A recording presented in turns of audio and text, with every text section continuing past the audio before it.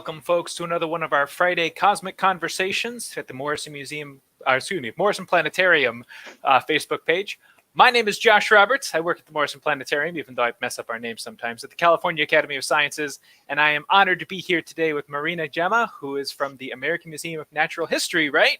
And is a PhD candidate there. So we're going to be learning about some of the small stuff in our own solar system, and we're going to be sharing this program out to you from our homes to yours. So, Marina, can you tell us a little bit about your role at the museum and what got you interested in small stuff in space?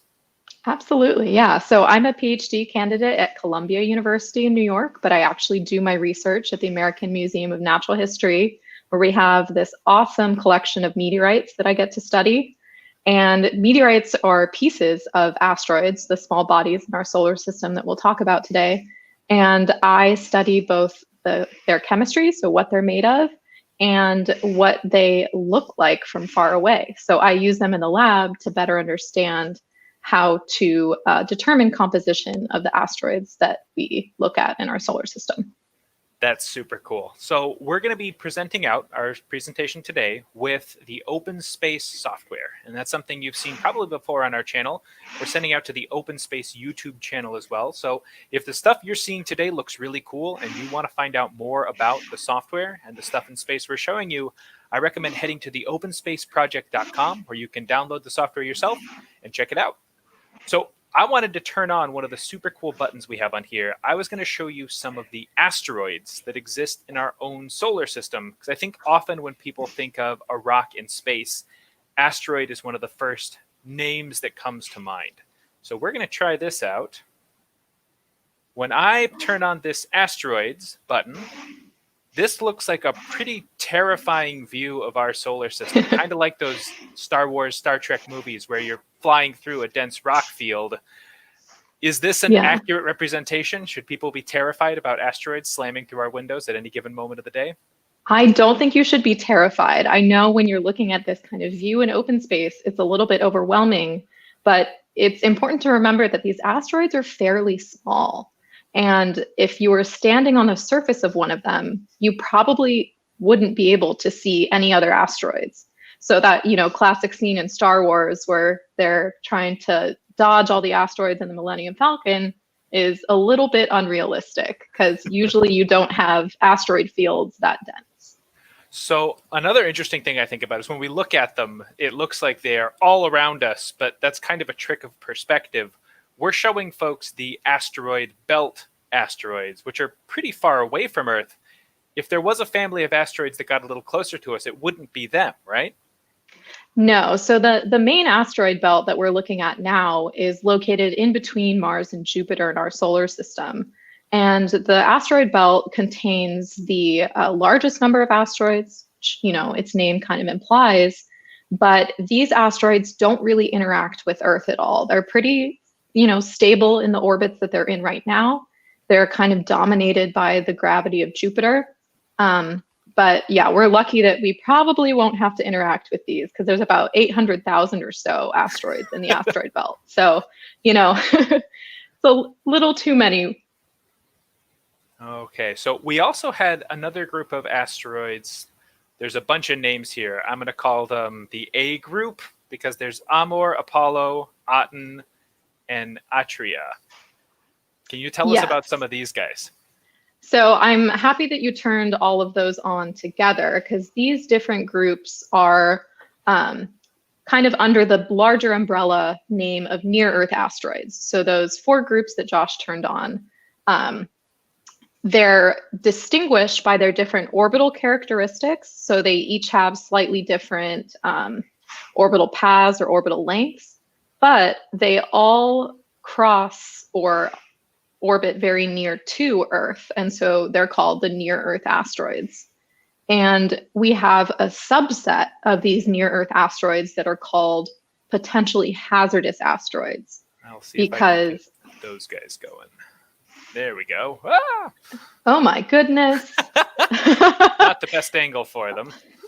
No. Well, there is a sun poking out in there. But the trails are maybe a little heavy too. A little much. A little much, but If you want to just turn on the near-Earth asteroids, Okay, we'll go for I think that. we can talk We can about the imagine. potentially has. Exactly. Yeah. So imagine a small subset of these are the potentially hazardous asteroids. And those are defined because they pass within about 20 times the distance of the moon to Earth. So that's pretty far when you think about it. But until we really nail down their orbits and can calculate their paths out, for hundreds, maybe thousands of years, we want to monitor them and make sure that, one isn't going to come and actually hit Earth. We had experimented with something when we were practicing for this show, and it's something I would love to try again, where we ran time forward just a bit and got to see us moving through space alongside these asteroids. So I'm going to try that out now, and if my computer crashes, I dearly apologize.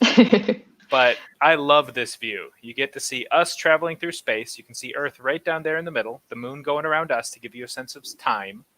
And as we're moving, you can just see all these objects swimming through space right next to us. Makes it kind of astonishing that we don't get hit every single day with an object just powering into us from someplace else. Absolutely. And this is one of my favorite views in OpenSpace as well, because looking at all these near-Earth asteroids, there's about 20,000 or so of them. And like you said before, it's a little terrifying to see them whizzing by Earth as they're doing. But you have to remember, these asteroids are really small and space is really, really big. So even though it looks like, these might hit us because we're seeing their tails, these tails are kind of exaggerated just so you guys can, get really a sense of how many asteroids there are. But yeah, it's really just amazing to consider how many small bodies there are out there in the solar system, not just the 8 planets that we know. Right. We talk about the placemat solar system, where like if you go to a science museum like ours, they always sell a little placemat in the gift shop that has the 8 planets and the sun in the middle, and that's it. But really, our solar system is so much more complex. But you mentioned tails, and when you say tails, that reminds me of another class of small object. Can you tell us where an asteroid is differentiated from a comet? That's a great point. And I think this is one of the neatest things to look at in OpenSpace too, because the main difference between asteroids and comets is composition. So asteroids are these rocky bodies. They typically resemble the terrestrial planets, the 4 inner planets in our solar system, whereas, and that's normally where they're found as well, in the asteroid belt. But beyond that, where we have the gas giant planets and the ice giant planets, this is where comets originate. And comets are made up of gas and dust. Ice and dust. That when the comets come closer into the sun in the inner solar system, this ice sublimates into gas and creates those beautiful comet tails that you see in, all the images of comets we look at. And if you were paying attention to, space news this summer, we had comet Neowise pass by, and there's just some spectacular images of the comet passing by Earth that you can look at, and its tail is just gorgeous. And the tail, it's like little breadcrumbs, right, of the comet that it's leaving behind. So we can see a couple here that are the Halley type comets. That's related to Halley's comet. Can you tell us about what makes that group significant? Absolutely, yeah. So the Halley type comets have similar orbital parameters to Halley's comet, just hence their name. And these have orbital periods between 20 and 200 years and are often kind of pinballed around by the giant planets as they move through the solar system. So you can see that their orbits are kind of crazy compared to even the asteroid orbits that we were looking at. They're coming in from all angles. And this is because these comets are totally dominated by the really large gravitational effects of those larger planets in our solar system. We had another group, Enki and Chiron.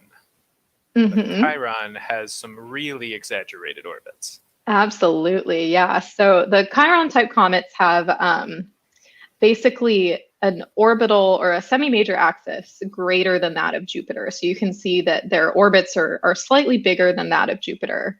And the Enki type comets are kind of the opposite there. They spend all of their orbit interior to the orbit of Jupiter. So they're really close in and pass close by to the sun.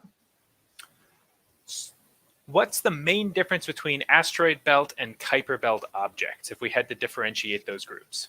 Excellent question. So again, the answer there is composition.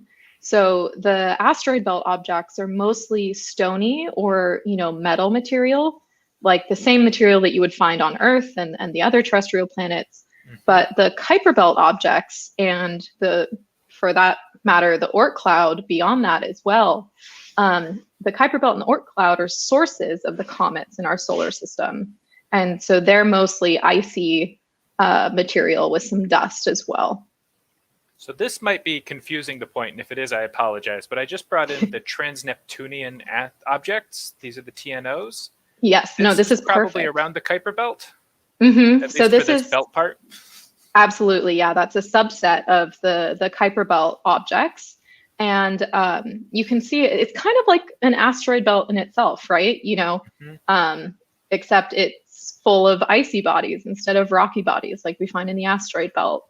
And these trans-Neptunian objects, of which Pluto is a part, we have confirmed the existence of not as many as the asteroids, but we think that there are actually on the order of billions to trillions of these kinds of objects in the Kuiper belt and in the Oort cloud. So this is really just a small subset of what we think is actually out there. But because these objects are so small, they're quite difficult to detect. So as our technology improves, I think the number of known Kuiper belt objects will increase. Okay, so we've built our glossary a little bit. We talked about asteroids, we talked about comets and their similarities, but we often have a third group of objects that's associated with them, which are meteors, meteoroids, meteorites. Can you clarify that group a little? Absolutely. I can. So I'm going to share my screen. Give me 1 minute, and we can kind of explore the differences between these. So we talked about asteroids, right, as these rocky bodies in space. And if you were to break off a piece of an asteroid and have a small rock floating through space, you would call that a meteoroid. So not big enough to be an asteroid, but it's a meteoroid. And this meteoroid can float through space for a year, 10 years, billions of years, whatever.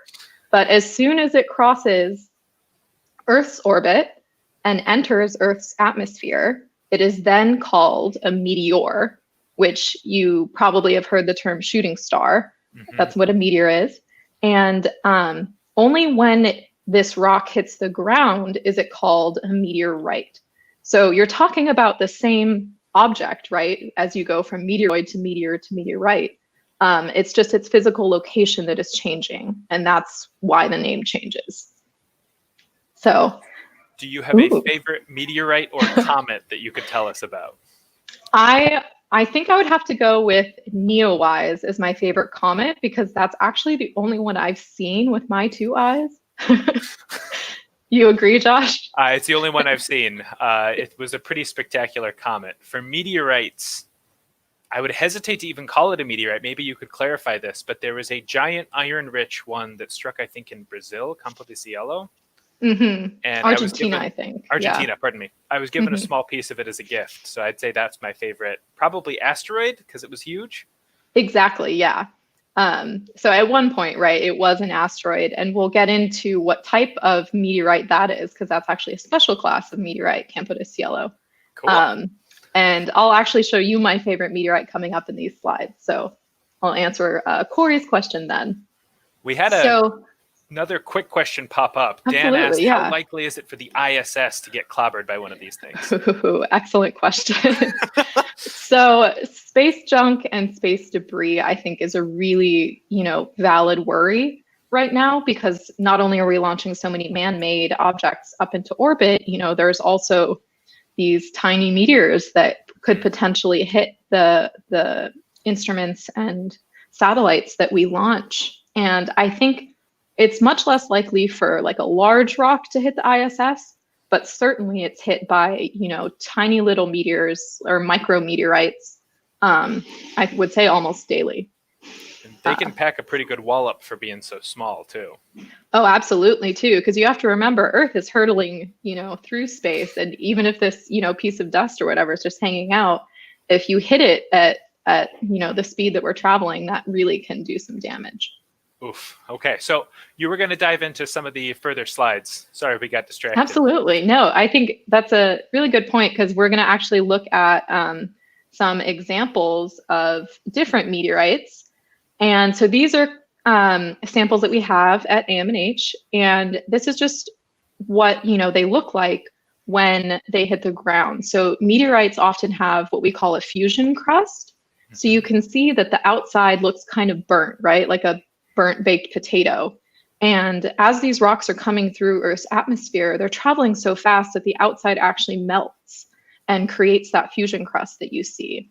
So you can see that, the inside of these meteorites are slightly lighter than the outside that has kind of been burnt to a crisp. And this meteorite on the top left, Sacodialine, is actually similar to the Campo del Cielo meteorite that you mentioned, Josh, in that it's pretty much solid iron. Little tiny piece right there. Oh, there we go. Yeah, exactly. So yeah, those really pack a punch, because, you don't want to be hit by a wad of pure metal. So does not sound like a fun day. I know.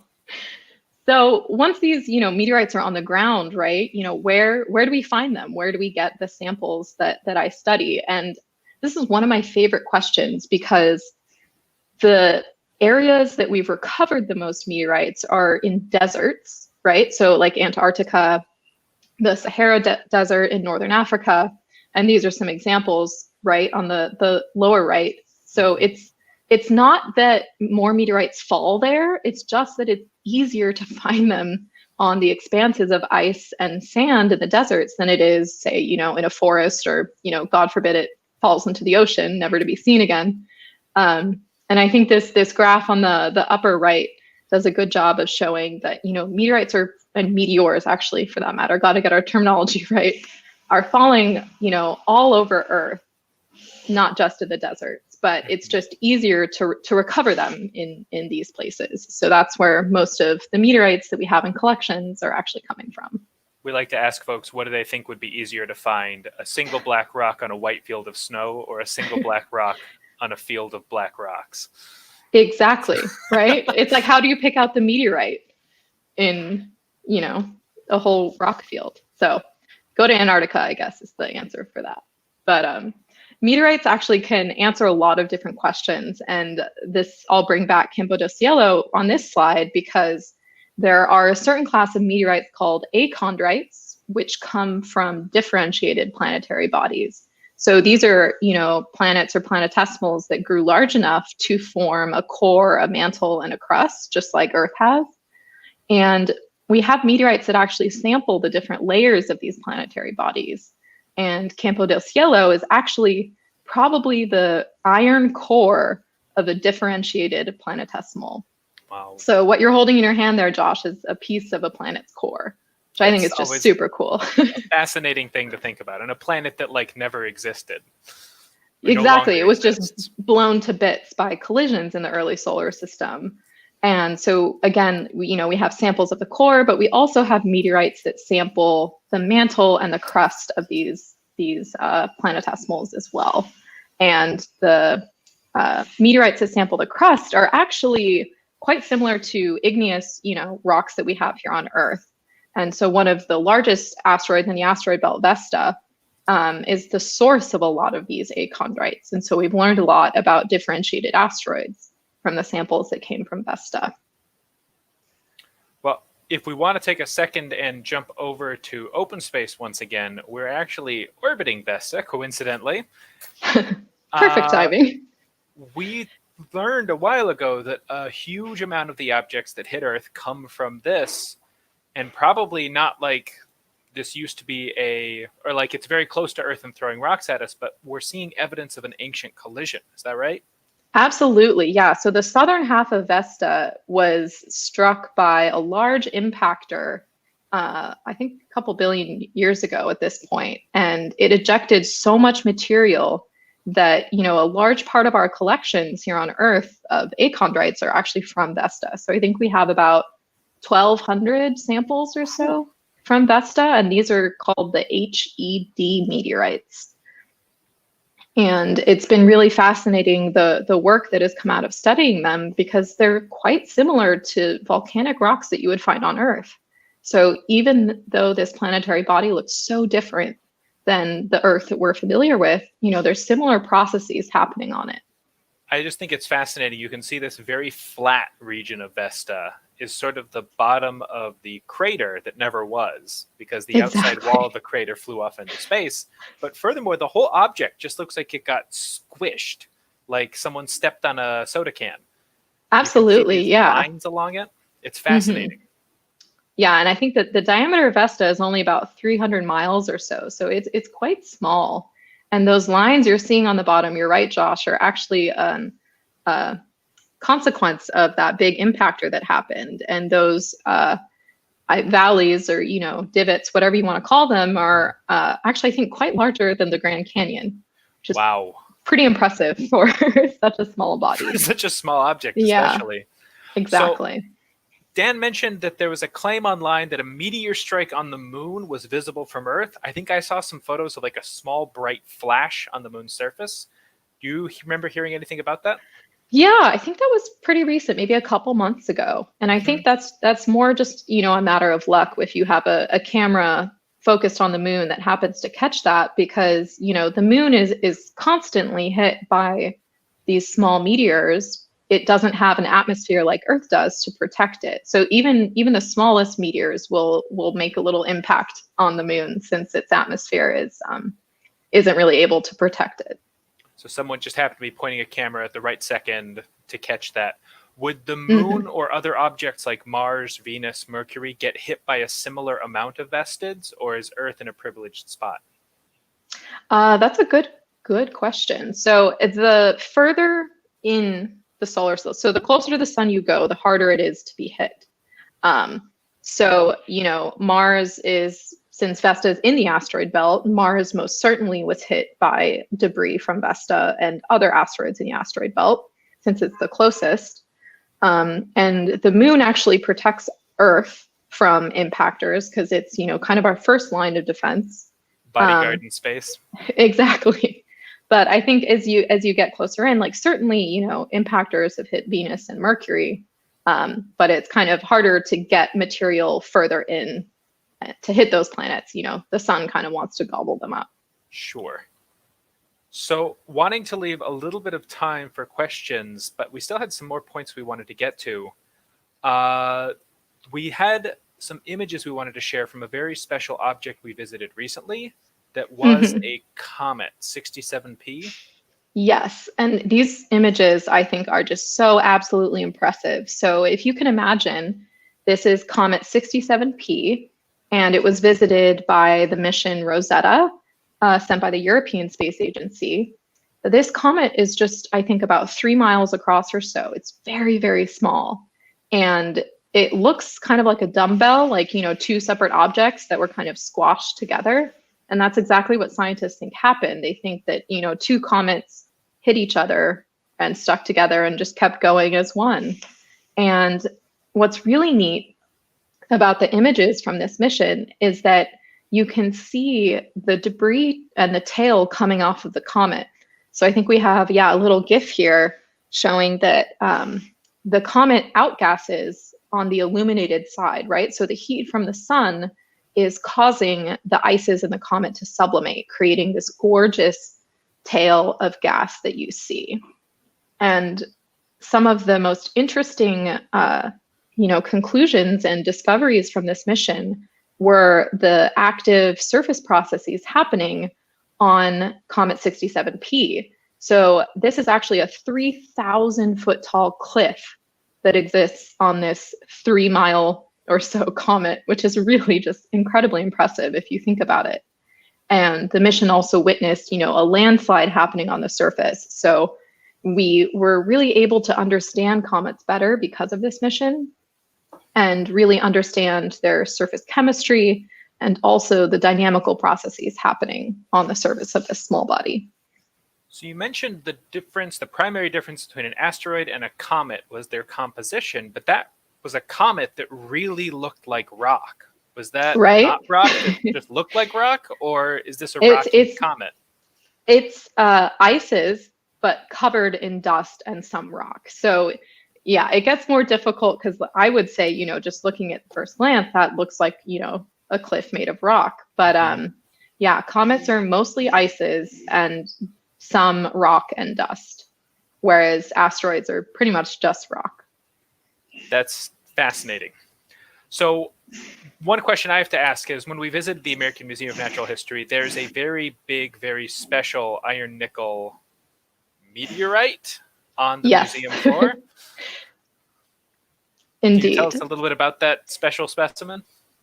Yeah, so we actually have a couple large iron meteorites on display. So I'm going to guess the one that you're talking about is Onegito from Greenland. So. Yeah, and I think it's on the order of 32 tons of, pure iron nickel metal.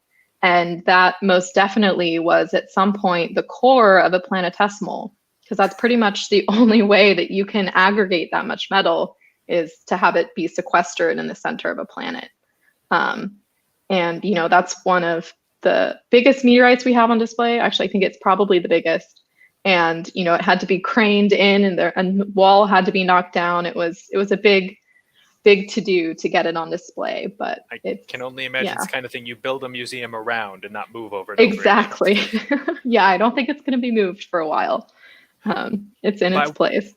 I don't want to be the only one asking questions. If anyone else has something they would like to ask Marina, just throw it in the chat. We'd be happy to follow up.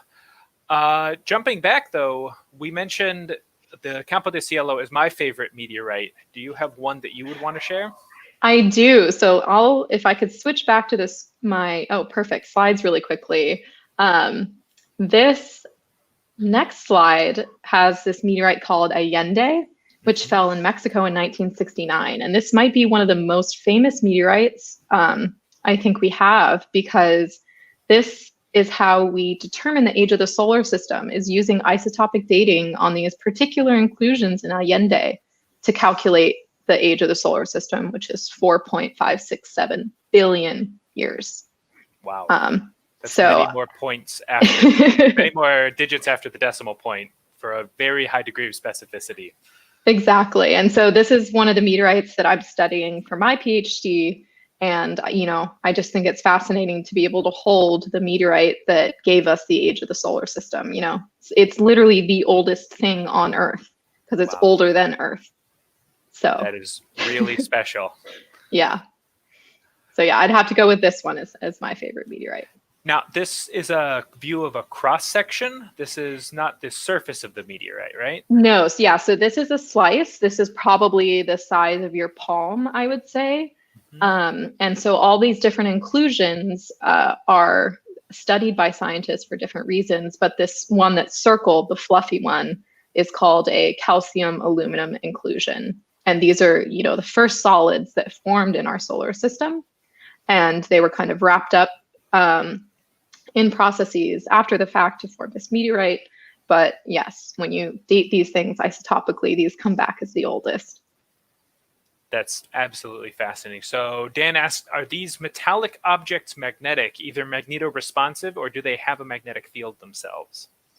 Yeah, so that's actually one of the ways we recommend trying to test if you found a meteorite. So most meteorites actually are magnetic because they have lots of metal in them. So obviously the Campo de Cielo piece that you have, right, is pure iron nickel, and it would come up as magnetic. But also, in particular, the Allende meteorite that I just showed you, because it comes from an undifferentiated planetary body, its metal is still distributed throughout the rock. So it's actually quite dense, and it also is slightly magnetic. Well, because my desk drawers are a nightmare, I actually have a magnet right here and our meteorite piece. I'm going to see. And it does hold on. There right you like go. that. Yeah. I love that. On-demand So, science. yeah, just really cluttered desk. When you were sharing some of this presentation details with us, you shared a fascinating video of like a bunch of different cross sections. Is that Yes, something you could pull up?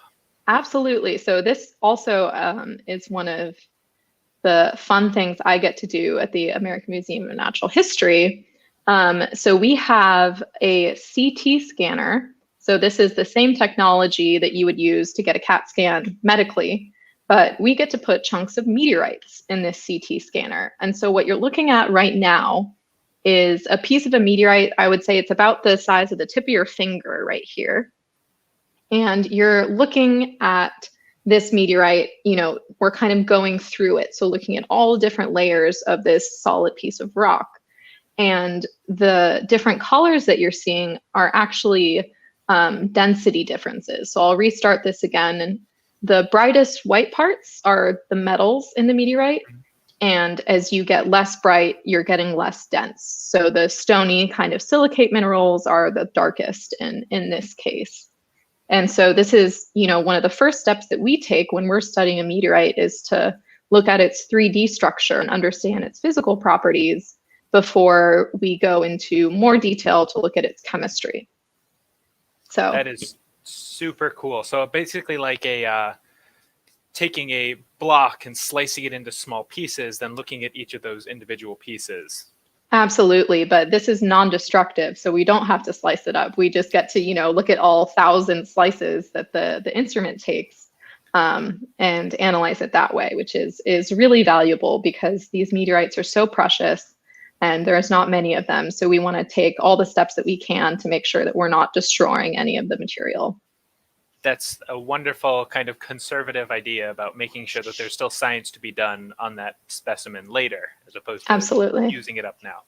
So we had a question come in from Natalie. Why is there an asteroid belt? I know that it teaches us something about the composition of our solar system as well as how it formed.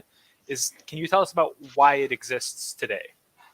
The short answer is Jupiter. So Jupiter's gravitational influence is so dominant that it pretty much, kind of aggregated all of these tiny planetesimals in that, gap between Mars and Jupiter.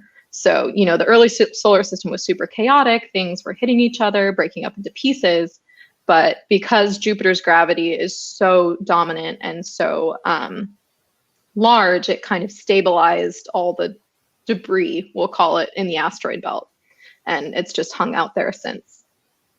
Okay, another question came in. How do you age a meteorite? Like getting an actual year estimate from a little piece of rock seems very challenging.